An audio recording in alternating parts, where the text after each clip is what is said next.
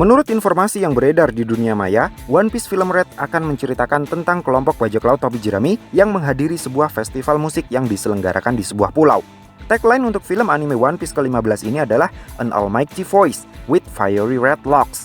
Atau kalau saya tidak salah menerjemahkannya, artinya adalah suara adi kuasa dengan rambut merah menyala. Terus terang, saya masih belum begitu paham dengan maksud dari tagline ini. Menurut rumor yang beredar, film ini akan banyak membahas tentang Shanks si rambut merah, sesuai dengan tagline with Fiery Red Locks yang tadi. Tapi, jika memang film ini akan banyak membahas tentang Akagami no Shanks, lalu apa hubungannya dengan festival musik yang kelompok topi jerami datangi? Mungkinkah Akagami adalah bajak laut yang suka dugem, dan dalam suatu kesempatan dia terlibat affair dengan seorang DJ cantik yang berasal dari Skypiea? Kemudian karena diputusin begitu saja, si DJ cantik ini kemudian mencari Akagami untuk balas dendam. Dan jadilah cerita One Piece Film Red. Semua kemungkinan bisa saja terjadi. Tapi yang ingin saya soroti kali ini adalah kenapa juga Eiichiro Oda memilih festival musik sebagai tema dari One Piece Film Red. Apakah Eiichiro Oda kangen dengan konser terbuka yang sudah cukup lama tidak bisa diselenggarakan gara-gara adanya wabah virus corona? Bisa jadi. Ataukah ada informasi tersembunyi yang ingin Eiichiro Oda sampaikan terkait musik dan lagu yang tidak bisa diceritakan di dalam cerita utama? Bisa jadi juga. Tapi, siapa karakter bajak laut yang sangat identik dengan musik dan lagu di dalam cerita utama One Piece serta identik dengan warna merah? Yap, benar, Scratchman Appo. Jadi, One Piece Film Red nanti sebenarnya akan menceritakan tentang kisah hidup si DJ sesat berbaju merah, Scratchman Appo. Just kidding. Satu-satunya musik dan lagu yang berhubungan dengan cerita utama One Piece menurut saya adalah Binks no Sake. Sehingga saya menduga asal-usul siapa yang menciptakan dan untuk siapa lagu yang sangat populer di kalangan para bajak laut lintas generasi ini diciptakan akan dibedah secara eksklusif dalam One Piece Film Red. Seperti yang kita semua tahu, salah satu kalimat yang terus diulang dan bisa dibilang menjadi ref dari lagu Binks no Sake adalah Bingkusu no Sake wo Todoke ni Yukuyo, atau Going to Deliver Binks Sake, atau mengantarkan sakenya Bing. Jadi dahulu kala ada seseorang yang bernama Bing yang punya sebotol sake. Kemudian dia menyuruh seseorang untuk mengantarkan sake miliknya tersebut kepada seseorang. Nah, jika kita membaca seluruh lirik dari Binks no Sake ini, kita akan menemukan bahwa orang yang pergi mengantarkan sakenya Bing ini adalah sekelompok bajak laut. Dan orang yang akan dikirimi sake milik Bing ini berada di suatu tempat di ujung lautan. Suatu tempat yang tidak jelas di mana lokasinya dan bisa saja para bajak laut yang mengantarkannya tewas sebelum sampai pada titik antar yang dimaksud. Pertanyaan saya, siapakah sosok Bing ini? Berdasarkan dari bedah lirik tadi dipadukan dengan alur cerita One Piece sejauh ini, saya menduga Bing adalah nama asli dari Joy Boy. Sementara sake miliknya adalah kata kiasan untuk The Will of D yang diwariskan secara turun-temurun kepada para penjelajah lautan kepada para bajak laut. Dan Will of D ini akan menuntun para pelaut tersebut ke titik antar yang Joy Boy maksudkan, yaitu Laugh Tale. Lalu para bajak laut ini akan mendapatkan hadiah yang disebut dengan One Piece setelah sampai di sana. Oleh karena lagu ini bercerita tentang sake milik Bing, saya curiga kalau harta karun One Piece yang dimaksudkan oleh Roger yang ditinggalkan di Laugh Tale hanyalah segentong sake milik Joy Boy atau Bing itu tadi. Makanya tidak mengherankan jika Roger dan seluruh krunya tertawa terbahak-bahak begitu sampai di Laugh Tale. Tapi jika memang One Piece hanyalah segentong sake, kenapa Roger tidak menghabiskannya sendiri bersama dengan krunya, alih-alih pulang dengan tangan kosong dan bilang kalau mereka datang ke Laugh Tale kecepatan? Jawabannya, mungkin karena sake tersebut bukan sake sembarangan, tapi sebotol sake yang akan memberi kemampuan istimewa kepada siapa saja yang meminumnya. Sebotol sake yang akan membuat siapapun yang meminumnya punya kuasa untuk memutarbalikkan kondisi dunia.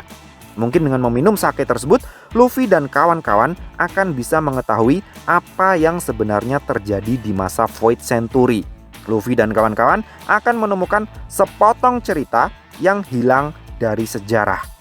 Makanya Rayleigh sempat bilang kepada kelompok topi jerami saat di Pulau Sabaody, kalau mungkin apa yang akan kelompok topi jerami temukan di Laugh Tale nanti akan berbeda dengan apa yang kelompok Roger temukan dulu. Namun sayangnya, sake tersebut baru akan siap untuk diminum 20 tahunan setelah Roger sampai di sana. Makanya Roger bilang kalau kelompok mereka datang kecepatan ke Laugh Tale.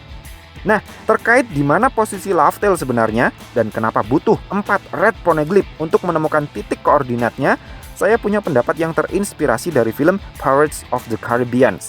Dalam film Pirates of the Caribbean at World's End, para bajak laut pergi ke sebuah lokasi misterius yang disebut dengan Davy Jones' Locker atau Land of the Dead untuk menyelamatkan Jack Sparrow. Masalah terbesar bukanlah bagaimana cara pergi ke Land of the Dead, melainkan bagaimana cara kembali dari lokasi tersebut. Nah, untuk kembali dari Land of the Dead ke dunia nyata, ternyata caranya adalah dengan menjungkir balikan kapal pas di saat matahari akan tenggelam di ufuk barat.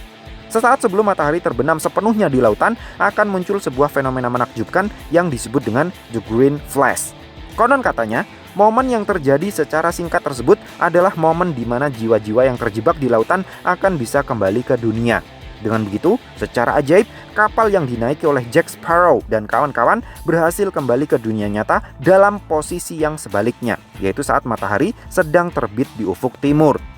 Fenomena The Green Flash ini sebenarnya benar-benar ada di dunia nyata loh. Bahkan di abad ke-19, para pelaut percaya jika ada yang cukup beruntung untuk bisa menyaksikan fenomena ajaib tersebut, mereka akan bisa melihat isi lubuk hatinya yang terdalam dan bisa membaca pikiran orang lain.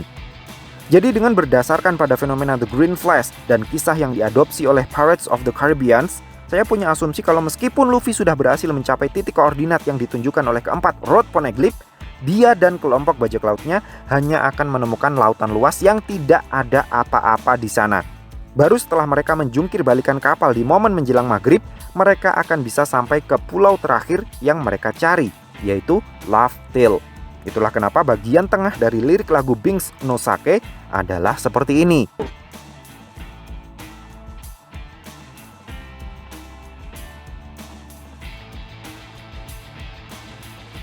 Ketika langit sudah mulai gelap menjelang malam, ombak mulai bergoyang akibat perubahan arah angin laut menjadi angin darat, Thousand Sunny harus segera dijungkir balikan. Ketika Thousand Sunny sudah dijungkir balikan pada waktu menjelang maghrib tersebut, lalu Luffy dan kawan-kawan bisa bertahan untuk tetap berada di kapalnya, tidak jatuh dan tenggelam di lautan sampai The Green Flash muncul, maka mereka semua akan tiba di Laugh Tale dalam posisi matahari yang sedang terbit. Sementara jalan mereka untuk bisa pulang dari Laugh Tale dijelaskan pada lirik lagu Binks no Sake pada bagian setelahnya yang berbunyi,